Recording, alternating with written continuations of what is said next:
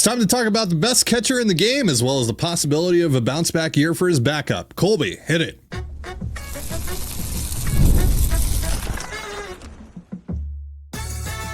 You are Locked On Mariners, your daily Seattle Mariners podcast. Part of the Locked On Podcast Network, your team every day.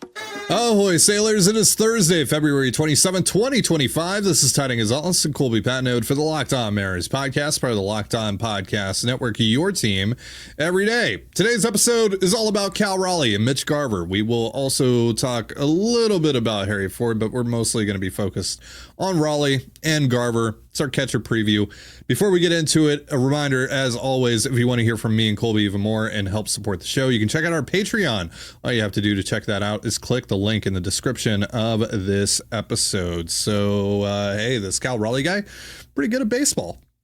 Gold Glove winner, Platinum Glove winner, get some down ballot votes in the MVP race, 7th place vote, 8th place vote, couple of 9th place votes, 10th place vote. He hit 34 home runs, 100 RBI. He only hit 220 though. Yeah. And apparently that's all the reason to put him behind Adley Rutschman, according to MLB Network, even though that Adley Rutschman literally hit a 63 WRC plus. But whatever. But you're not being fair, because if you take away May to October, Adley Rutschman had a really good year last year. Right. My apologies to Adley Rutschman and the Rutschman family. You're just cherry picking sample sizes now, Ty. Yeah, exactly. 220, 312, 436, the slash line for Mr. Raleigh, 117 WRC plus, 5.4 F4. Again, the 34 home runs and 100 RBI on top of being a Platinum Glove winner. Pretty remarkable stuff. He also surpasses Mike Piazza for the most home runs by a catcher in his first 4 years in Major League Baseball. So, yeah, I mean, this is a bit different than the other position previews that we've done so far, because it's just like Cal Raleigh's probably the best player at his position already. So, like, how much better can he get? Really? Probably a little bit.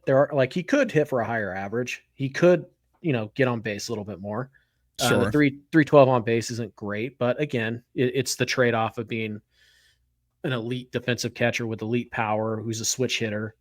Yeah. So like if the slash line is what it is and Cal is just a 117, 118 WRC plus guy, which is very good for a catcher, again, who also catches more than anybody else in baseball. The guy, gets grinded down to a nub every single year because the Mariners used to take him out of the lineup.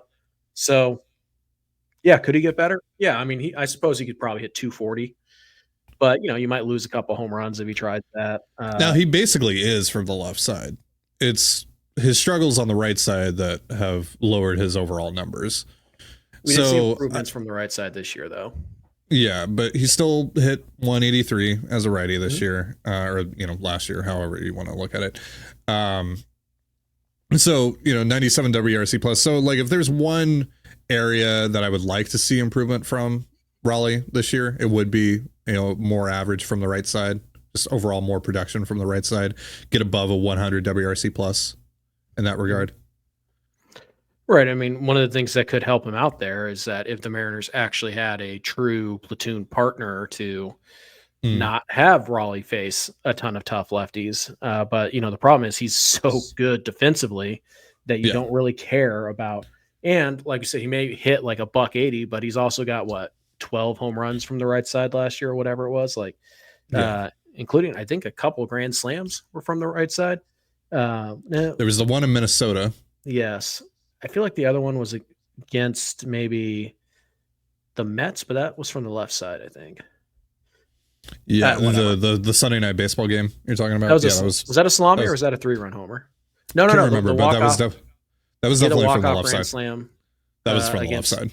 Yeah, that was from the left side against the White Sox. Yeah. That's what I was thinking of.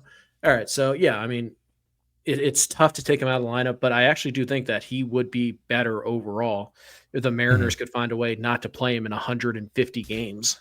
Yeah, he played 153 games last year and caught 135 of them. That's too much. So this is probably go hand in hand with our Garver discussion, but yeah, they got to get Raleigh out a little bit more than they have. Right. They also have to give him just more actual full days off. Like not just DH, like no, get off your feet. Yeah. And again, it's really tough because it's no disrespect to Garver. It's just that anybody you put in besides Cal Raleigh behind the plate is going to be a massive downgrade. That's just how it works. You know? Yeah. So it doesn't matter if it is Garver or Ford or Tom Murphy or any of the other catchers that have been with the Mariners for the last 10 years or so. It's just going to be a major downgrade going from Cal to that guy. But you got to do it. You got to play the long game a little bit, and we know that Cal, will go through some long cold stretches, and you have to wonder. Part of that, obviously, some of it is that he's a swing and miss guy, and that's just natural with being kind of a swing and miss guy. But also, like, dude's exhausted, and we know he's a warrior, and we know he plays through a lot of injuries, and it's something that is restated over and over again. Anytime we talk to anybody with the Mariners about Cal Raleigh, they always mention his toughness and how it's like an underrated part of his game. And it's like, no, I feel like every time we've talked to, Gary Hill or Aaron Goldsmith, they've talked about, after the Blue Jays wildcard series and going down and seeing him with the club on his hand and all that, like, and that's great. And that's awesome that he plays through all that stuff, but it would be nice to actually just keep him healthy a bit more and not have him, have to like battle through all this stuff, on a day-to-day basis. And that should have a positive effect on him offensively too, you would think. Yeah. In theory. Yeah, you would think. Yeah. I think if you could get Cal at 130 games and he catches like 100, I think that's probably what you should be shooting for. And that's, about a day off a week. And then every once in a while he gets 2 days off in a week. And that's not uncommon. I mean, there's 2 day games in a week. And so it's not hard to make that work. And I would like to see them do that pretty early. They should make it a point early to get Cal, off his feet, because how many times did we see day game after a night game and Cal Raleigh was still catching the next day? And it's, he's 28, like he's not young, but he is still pretty young. But, also if you're Cal, selfishly, it's like, look, I haven't gotten paid yet. And my knees are getting grinded into dust as we speak. Like I got to take more days off here. I got to, but that's just not how Cal's wired. He wants to be in there every day. And it's this really tough balancing act the Mariners have to, manage, because you do want to get Cal time off, but he is, arguably your best player. Well, we talked about this with George Kirby. The ultra competitiveness can be a gift and a curse. And for Raleigh, it's not a maturity thing like we talked about with Kirby, but it's is he doing the best for his body and for him ultimately over the course of a 162 game season plus potentially playoffs?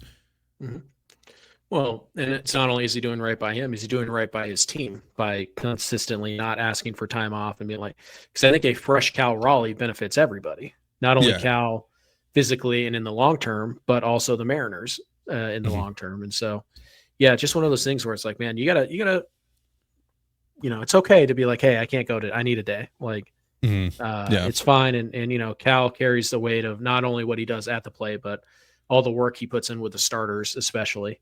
It's a personal thing for Cal to be in the lineup every day, but I think the Mariners, it is absurd that any catcher, really any player, is playing 152 games a year, but especially a catcher. Yeah. Like I don't care if he DH'd, 20 times last year. Doesn't matter. Yeah. It's still work. It's still a grind. And so, I think Cal, I think he can improve like the strikeouts a little bit. I think he can improve the batting average a little bit, be a little more consistent. But I think a big part of that is just playing less and just, making sure you have something in the tank in September and October. It'll be interesting to see how Dan handles that because again, like it's tough to blame Scott, when he's like, Cal says he's good to go. I want to put him in the lineup. He's one of my best players. Well, and maybe Dan is the right guy to kind of maybe get through to Cal on that front. Yeah, man. I mean, Scott was a 10-year catcher. He was a former catcher as well. Yeah, but It does seem like, but it also seems like Cal and Dan have this relationship that maybe him and Scott did. Like when Dan was hired, that was kind of the first thing that came out of a lot of people's mouths was like him and Cal are pretty tight. You're listening to the Locked On Mariners podcast. So, I mean, this is all really dependent on how good Mitch Garver is, right?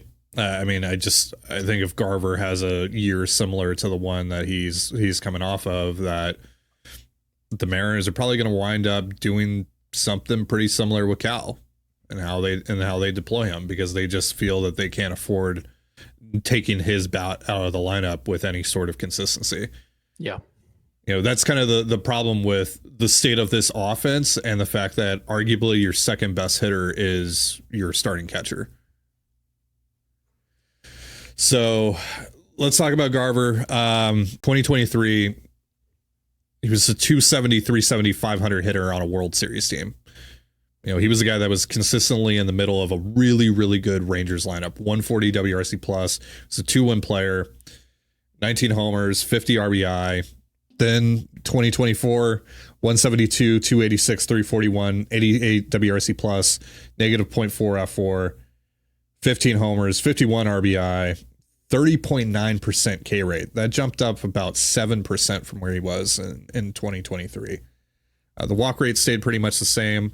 So we did see like elements of the Mitch Garver that they thought they were signing last year, but he was just never really able to put it together. There were a few, good games here and there. He had the big walk-off home run against the Braves, but that's about it. And it was a really difficult year for him, both, on the field and frankly off the field, with, the messages that he unfortunately received from quote unquote fans on Instagram, all that stuff. So I'm fascinated by Garver heading into 2025.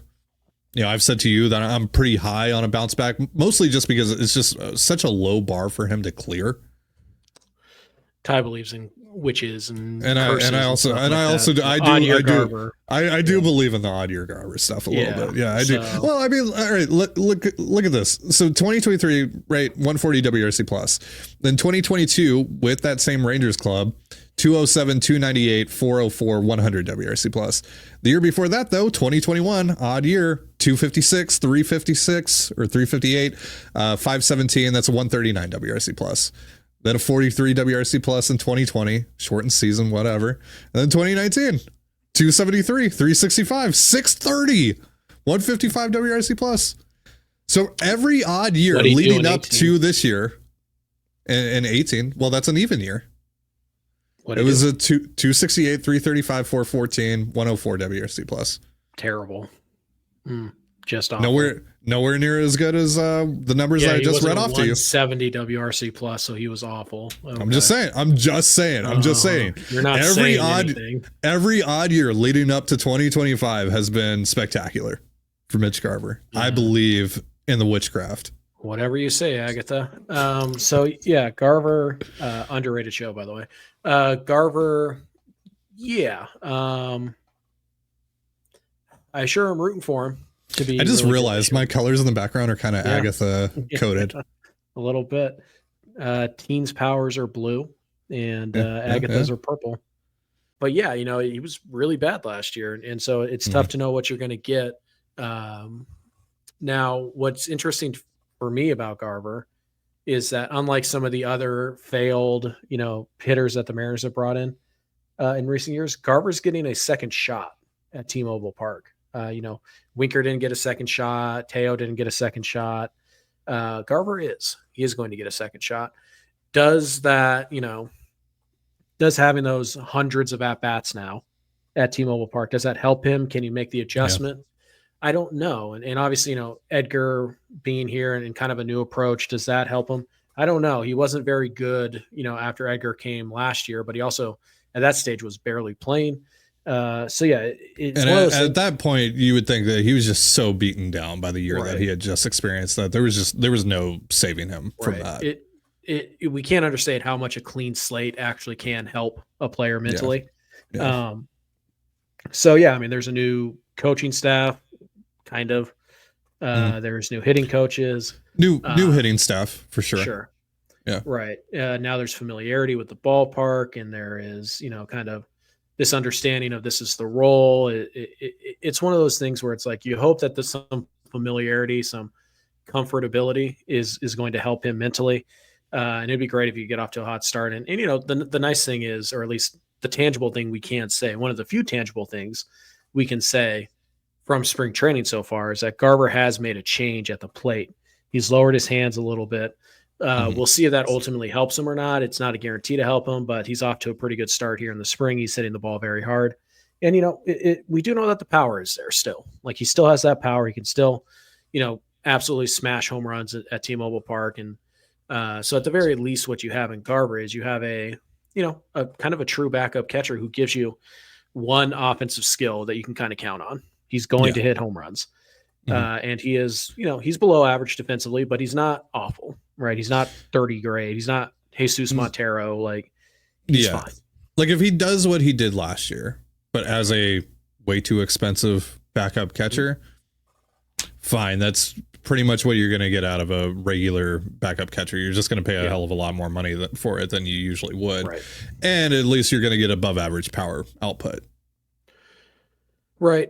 But yeah, Garver, it'll be interesting because, later, well, not this month, next month, feels like this month because February is basically over, but sometime in March, we'll be doing a swing players episode where we'll talk about, the players who have the opportunity to swing the results the furthest in either direction based on their performance. If Garver's like anything close to what he was in 2023, the Mariners lineup all of a sudden is pretty good. Because if you get the guy that you were essentially thinking that you were going to get last year, like that's huge. Right. And now you trust Raleigh more. You have a Rosarena for the full year. You have Robles. And then you kind of add Garver to that mix. And if Garver is close to what he was last year, then you might have to go get a backup catcher because at that point, Garver should probably be the everyday DH. Yeah. So it'll be interesting to see what he can do. Again, I don't have any evidence to suggest that he's going to be great or even good this year, other than just kind of like, hey, the overall track record of this player says that last year was kind of an outlier for him. And, I guess kind of the hope that second crack at T-Mobile Park and new hitting coach and like all the things we talked about kind of play into this as well. So we'll see. That aspect of this is really interesting to me because, again, like we talked about when they brought Polanco back, like, there's this narrative that, the Mariners give up on players too early and players only get better once they leave Seattle. Right. Sure. Well, they're running it back with Polanco and I'm going to assume that they did have opportunities this offseason to offload Garver's contract. They chose not to. Maybe there was just nothing that they felt was beneficial to them that was out there, but they're running it back with him. What does a second run at T-Mobile Park look like now that you've played half of your games there for a full season? Now that you have really all the information that you need available to you, how do you kind of adjust back to it, right? So we'll see. I told you this yesterday. I have more faith in Garver being able to accomplish that than Polanco right now, just because of Polanco's injury. He's having to learn a new position. There's a lot that's being put on Polanco's plate going into this year, and we'll talk a bit more about that next week when we do our infield preview. I'm really interested to see how they deploy him right out of the gate. Is he going to be just strictly a backup catcher right out of the gate? Is he going to actually get DH opportunities against lefties, which is what you would probably prefer to have happen? But also, Mitch Haniger is probably going to be on the roster, so the most favorable spot to put Haniger in would probably be to DH him against lefties as well. So how are they going to manage that? But if Garver does pop, and we do see essentially the Mitch Garver that we thought we were going to get in 2024, what are they going to do about backup catcher? Yeah. They don't necessarily have to carry a backup catcher because they could just do what they did last year where it's, like, hey, Garver got hurt. Well, Cal was DHing today. So Cal's going to catch. We don't have a third catcher. And then we're going to have our starting pitcher take one at bat. And then we could just run pinch hitters through there And that you survived that. That was fine. And it actually ended up being kind of funny. But yeah, you were fine like that. So, and then the next day you just call up the catcher and you're fine. So Yeah.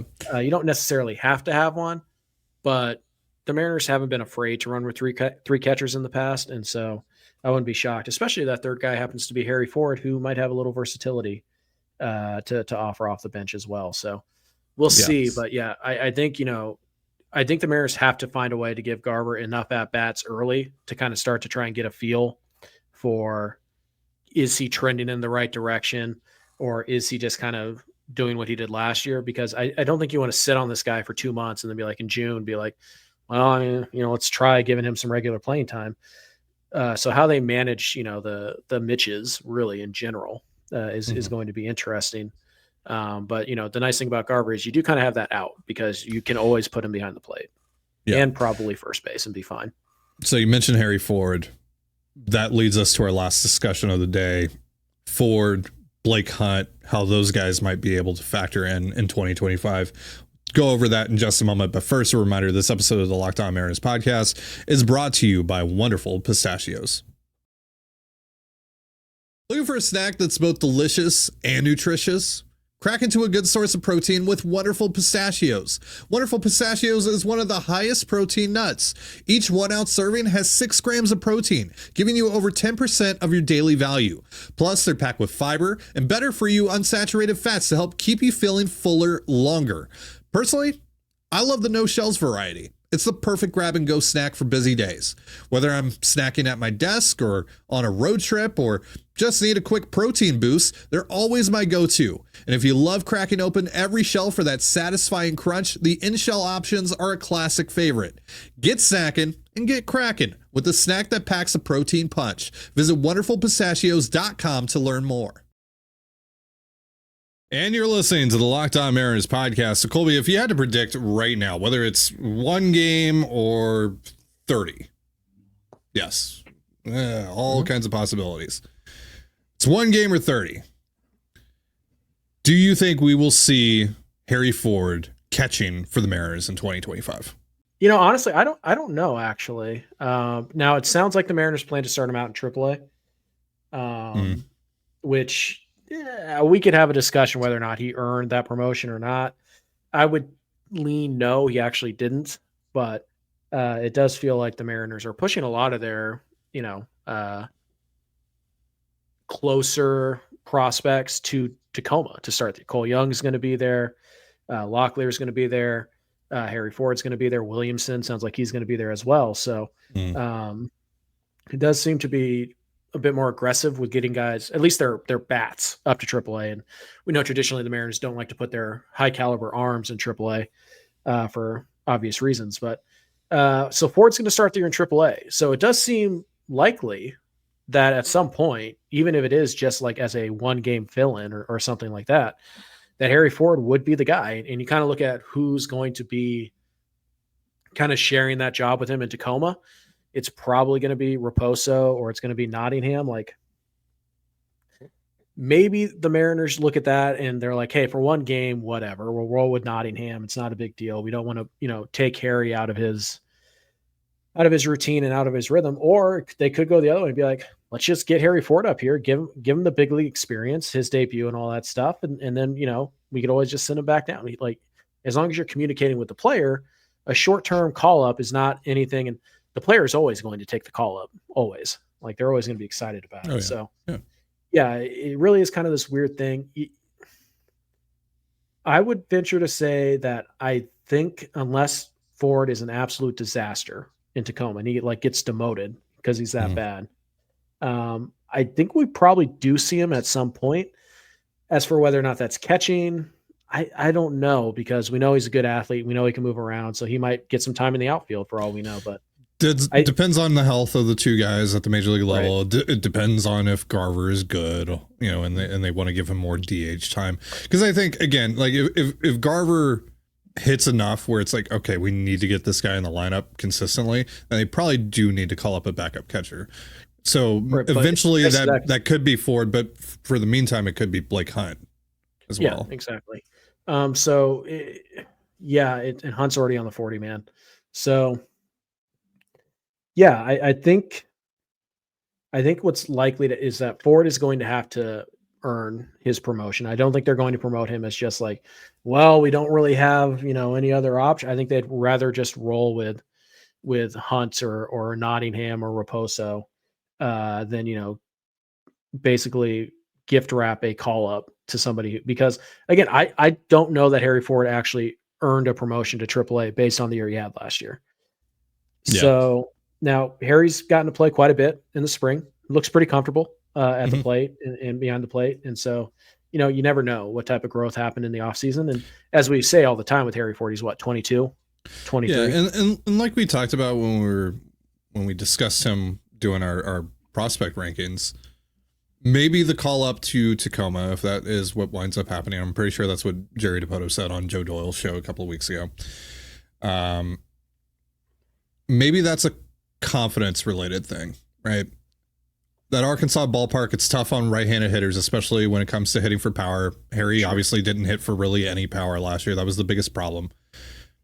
PCL is different, right? He should be able to put the ball over the wall in Tacoma. Yeah, the pitching's better though in Tacoma. There is a gap there. But yeah, we'll see. I mean, I think any time before the All-Star break really is out of the question. I think if Ford is called up, it's going to be in August or September. Unless, disaster strikes and 3 catchers are injured all of a sudden, then you might not have a choice. But or what if he just explodes in Tacoma? Yeah, I mean, that's possible. Again, the nice thing about Harry Ford is that he doesn't have to catch.